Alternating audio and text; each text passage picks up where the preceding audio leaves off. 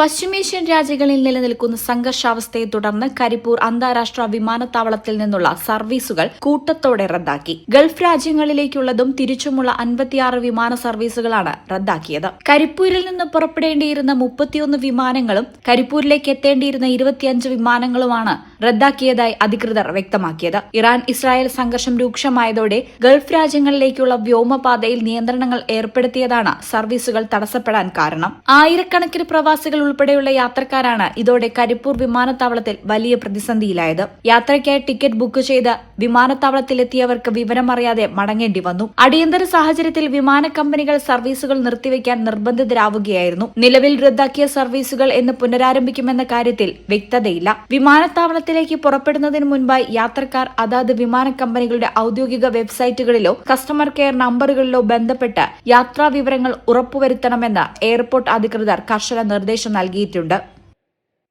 ഈ channel Karipur. BSc optometry ഒരു professional കോഴ്സാണ്.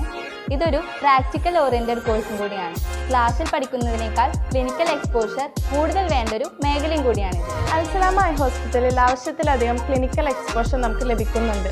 അതുകൊണ്ട് തന്നെ വേഗത്തിൽ പഠിക്കാൻ പറ്റുന്നു, എല്ലാം മനസ്സിലാക്കാനും പറ്റുന്നു. We are very happy to be the part of Al Salama Optometry College.